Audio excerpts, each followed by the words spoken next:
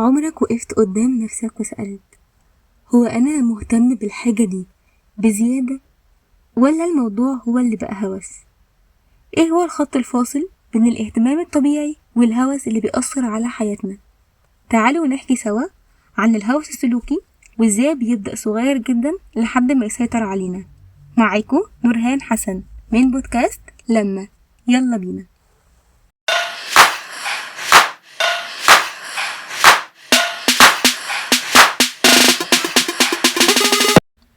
ايه هو الهوس السلوكي؟ الدكتور هبة شلبي في كتابها الهوس والجنون عرفت ان الهوس مش ضعف في الشخصية، لكنه استجابة نفسية لضغط او خوف داخلي. يعني العقل بيحاول يسيطر فيتحول السلوك من عادة لهوس. واللي اتفق معاها في الكلام هو الدكتور النفساني بيروس بيري، اللي بيقول ان الانشغال المبالغ فيه في سلوكيات معينة هتؤدي الى استنزاف الوقت والطاقة بشكل يعطل ممارسة الأنشطة الأكثر إنتاجية في حياتك، وده ممكن يدمر مسار حياتك الطبيعي، وكمان أحيانا ممكن يصل بيك إلى حالة من الجنون والهوس. وده اللي هنعرفه أكتر ونوضحه في قصة عبد الرحمن وندى. كان في شخص اسمه عبد الرحمن كان عنده عادة غريبة قوي، إن هو لما كان بيشوف أي شخص حزين أو كان بيعيط كان بيجري على طول يجيله المناديل علشان يقعد جنبه ويستمع لقصته باهتمام.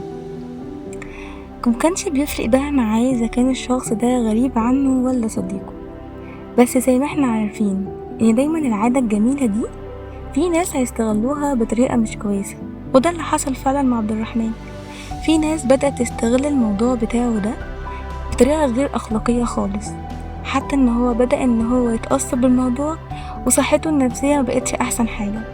بس مع مرور الوقت رجع تاني عبد الرحمن يعمل نفس السلوك بتاعه، لدرجة إن الموضوع بقى متطور أكتر، بقى منشغل انشغال دائم بمراقبة أهل الحي عنده، وبقى عنده إصرار شديد جدا إن هو بقى يقتحم خصوصيات الناس بهدف طبعا إن هو من وجهة نظره إن هو كده بيساعدهم وبيحل مشكلاتهم.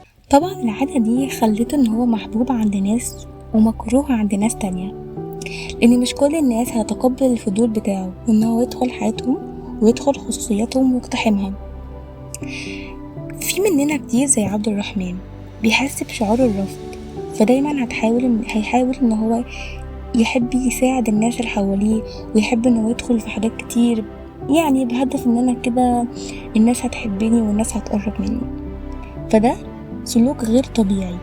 الطبيعي ان انا عادي هساعد اللي حواليا لو هو محتاج مني المساعدة وطلب مني المساعدة، لكن انا ما اخشش واقتحم حياته وخصوصيته بهدف ان انا كده هو يحبني اكتر. لا، ان تكرر السلوك بشكل مبالغ فيه هيبقى يؤدي الى هوس لدرجة هيصل الانسان بيه الى حالة من الجنون. تاني قصة معانا وهي قصة بنوتة اسمها ندى كان معروف حبها الشديد للتسوق، وما كانش بيعدي يوم عليها غير لما تنزل تشوف المحلات وتتصفح مواقع التواصل الاجتماعي، وكانت بتشعر بالسعادة غامرة لما كانت بتشتري حاجة جديدة. لكن مع مرور الوقت بدأ الموضوع عندها يتحول إلى هوس، وكانت كتير جدا بتشتري حاجات هي مش محتاجاها ولا حتى تستخدمها فيما بعد. الموضوع ده بقى عندها طول الوقت حاسة بقلق بتوتر لو في يوم من الأيام عدى عليها من غير ما تنزل تتسوق أو تشوف ايه الجديد على التواصل الاجتماعي. درجة الموضوع ده حطها في اكتئاب لو في يوم ما نزلتش تتسوق، أو لو في يوم ما كانش معاها فلوس تجيب الحاجات اللي هي بتشوفها على الانترنت أو وسائل التواصل الاجتماعي. الموضوع بقى مخليها طول الوقت قاعدة ساكتة، بقى عندها معاناة بين ان هي مش عارفة تتخلى عن الهوس اللي هي بقت فيه وان هي تبطل، لان الموضوع ده بقى بيأثر عليها نفسيا، ومش بس نفسيا ده كمان ماديا. فهو ده الهوس لما بيتحول العادة الطبيعية بتاعتنا لهوس منقدرش نتخلص منه، وبيشكل بعد كده علينا أعباء. فلازم نبدأ ان احنا نقف ونشوف هل انا في حاجة في حياتي بعملها بقت بالنسبة لي هوس، أنا لو في يوم ما عملتهاش هيجرالي حاجة ولا لأ؟ وهيجي السؤال الأهم، ايه الفرق بين الهوس السلوكي والشغف؟ الهوس ان في عادة معينة انا كنت بعملها بشكل طبيعي لدرجة بعد كده ان هي اتحولت معايا لهوس، زي مثلا ان انا اغسل ايدي 40 مرة في اليوم، ده هوس بالنظافة. او زي ان مثلا افضل شغالة 18 ساعة من غير توقف، ده هوس بالعمل. انما الشغف دي حاجة بتديني قوة وعزيمة علشان اقدر ان انا احقق هدف معين في حياتي عايزة اوصله. فالهوس هو حاجة غير طبيعية او سلوك غير طبيعي، انما الشغف هو الحب والعزيمة والقوة اللي هتديها لك علشان تقدر تحقق الاحلام والطموحات اللي عندك. وده اللي هنعرفه اكتر في قصة ملك الترند ونور. كان في شاب اسمه ملك الترند، طبعا ده مش اسمه الحقيقي، ده اسم هو اكتسبه علشان يقدر يحقق بيه الشهرة على السوشيال ميديا. ملك الترند كان بيقضي ساعات طويلة جدا ان هو ازاي يقعد يبتكر فيديو جديد، وان هو يقعد يتابع الاحصائيات. كان كل يوم الصبح لازم يصحى علشان يفكر هيعمل ايه النهاردة وايه الفيديو الجديد اللي هيعمله النهاردة، لغاية لما في يوم عمل فيديو صغير. الفيديو ده في ثانية انتشر وبقى حقق أرقام كبيرة جدا. مع مرور الوقت بدأ ملك الترند يعرض خصوصياته على السوشيال ميديا، يعرض كل حاجة عن حياته على السوشيال ميديا، لأن هو طبعا ما بقى فيش حاجة، يعني مش لاقي حاجة يعملها ومتابعينه زادوا وأفكاره اللي في دماغه خلاص راحت. فيعمل ايه بقى؟ بينشر حياته العائلية وأسراره على الملأ كده على السوشيال ميديا، لحد ما في يوم من الأيام بدأت الشركات التجارية بتلاحظ تأثيره الكبير على الشباب، فبدأت ان هي تكلمه علشان يعمل لهم طبعا العروض الإعلانية بتاعتهم. طبعا هو وافق وبدأ ان هو يشتغل على كده، وان هو يعمل طبعا اعلانات للشركات دي. في شركات طبعا تانية كلمته قالت ان احنا عايزين نستخدم واجهة في حملات الاعلانية بتاعتنا، وطبعا حقق نجاح سريع جدا وشهرة كبيرة جدا في وقت قصير. بس مع الوقت بدأ ملك الترند يشعر بقلق ويشعر بثقل المسؤولية اللي هو شايلها على كتافه. يعني انت بقى حاسس ان المسؤولية كبيرة عليه، وان في كتير جدا من الشباب بيتأثروا بيه وبيقلدوه، وكمان بيستخدموا المنتجات اللي هو كان بيروض عنها للشركات اللي كان اصلا معظمها ما كانش صح، كانت منتجات اصلا مضروبة. وكان في شباب بيشتروا المنتجات دي، وللأسف كان في شباب كتير جدا صحتهم اتدمرت بسبب المنتجات اللي هو كان بيروض عنها. عكسه بقى تماما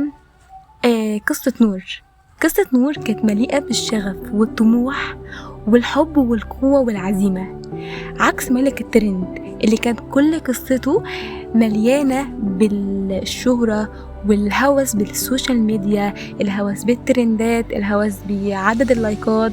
كل الكلام ده مختلف تماما في قصة نور كانت بنت بتحب الرسم، كانت من وهي صغيرة بتحب تجيب الألوان وكراسة الرسم وتفضل ترسم كل حاجة حواليها. بدأ الحلم ده يكبر جواها لحد ما بقت نور ما كانتش شايفة ان الرسم ده مجرد هواية، لا ده كان كيان كبير بالنسبة لها. كان دايما بتشعر بالسعادة والراحة لما كانت بتمسك الفرشة وتبدأ ان هي ترسم على لوحتها. كانت كل لوحة بترسمها كانت بتشوف فيها قصة جديدة، وألوان اللي كانت بترسمها برضو كانت بتشوف ليها قصة جديدة وبتعبر عن حاجة جديدة. نور كانت بتشتغل جامد جدا، وكانت بتحاول ان هي توفر الفلوس علشان تقدر تشتري الأدوات اللي بتستخدمها للرسم، وكانت كل يوم بتصحى الصبح بدري علشان تقدر تشتغل وتقدر تجيب الفلوس. كانت تصحى كل يوم بدري تروح علشان تقدر تشتغل وتجمع الفلوس اللي تقدر تجيب بيها أدوات الرسم بتاعتها، لحد في أحد الليالي والأيام قررت إن هي تعرض لوحاتها دي في معرض فني في المدينة. وكانت طبعا كان عندها توتر وخوف، خايفة إن طبعا اللوحات بتاعتها ما يعجبوش الناس، لكن كانت فرصة جميلة جدا إن هي تحقق ليها حلمها، وإن لوحاتها دي أعجبت ناس كتير جدا، وناس كتير جدا حبوا الفن بتاعها وحبوا شغفها. فهنا عرفنا إن الشغف هو القوة اللي بتدفع الإنسان لتحقيق أحلامه مهما كانت الصعوبات اللي حواليه. كان الشغف بالرسم هو اللي كان بيديها دايما الاستمرار، علشان كده قدرت إن هي تحقق النجاح اللي هي وصلت له النهاردة. اليوم يعيش الجميع حالة من المواكبة المستمرة لكل ما نراه ونسمعه في مواقع التواصل الاجتماعي المتنوعة بين الفيسبوك والإنستجرام وغيرها من المواقع التواصل التي تشعل الحماس للعديد من الأمور التي قد تكون في احتياج حقيقي لها والآخر لا.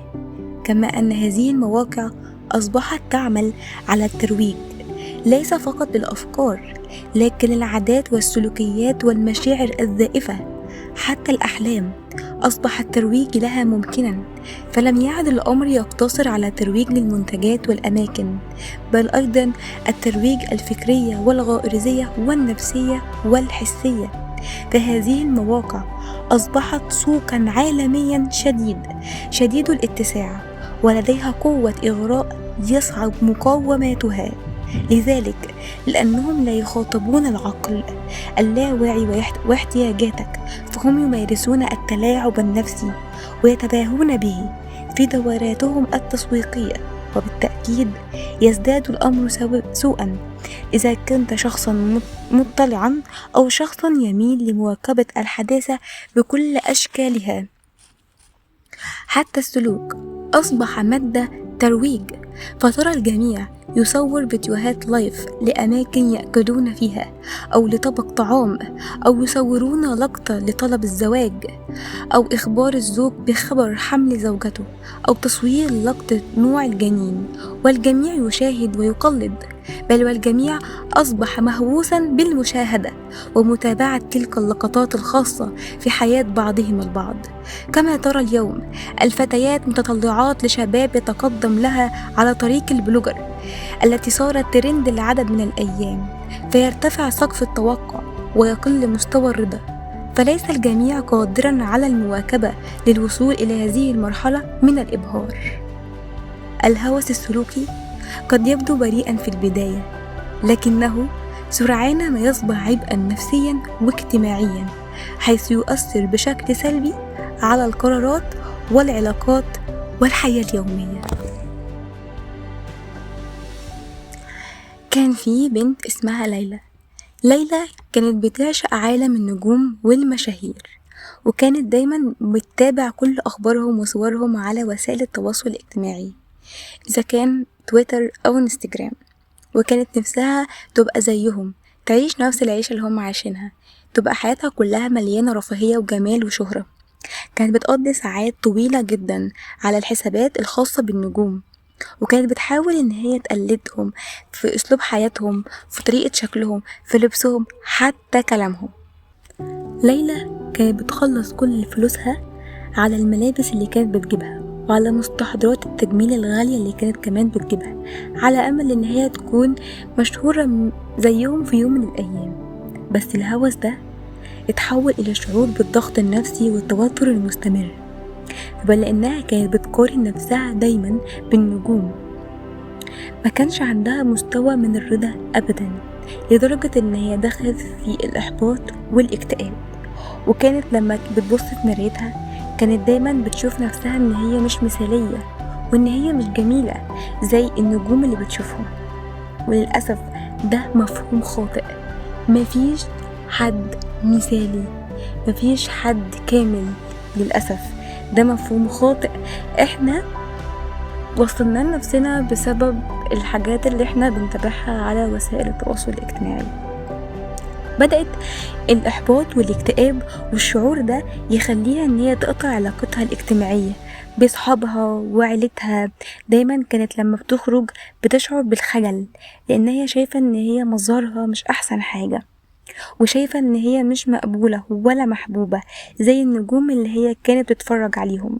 بدأت شوية شوية تنعزل وتبقى عايشة وحيدة لوحدها، لحد ما في يوم من الأيام كتبت رسالة وداع وسابتها لعيلتها. كتبت فيها: لم أعد أستطيع العيش في هذا العالم، أشعر أنني غير كافية، وأنني لن أكون أبدا مثل النجوم الذين أحبهم. أعتذر لكم جميعا، لكنني لم أعد أستطيع التحمل. كانت وفاة ليلى صدمة كبيرة على عيلتها وعلى أصدقائها، ونشروا القصة بتاعتها على وسائل التواصل الاجتماعي، لعل وعسى تكون عبرة لأي حد كان عنده نفس الهوس اللي كان عند ليلى.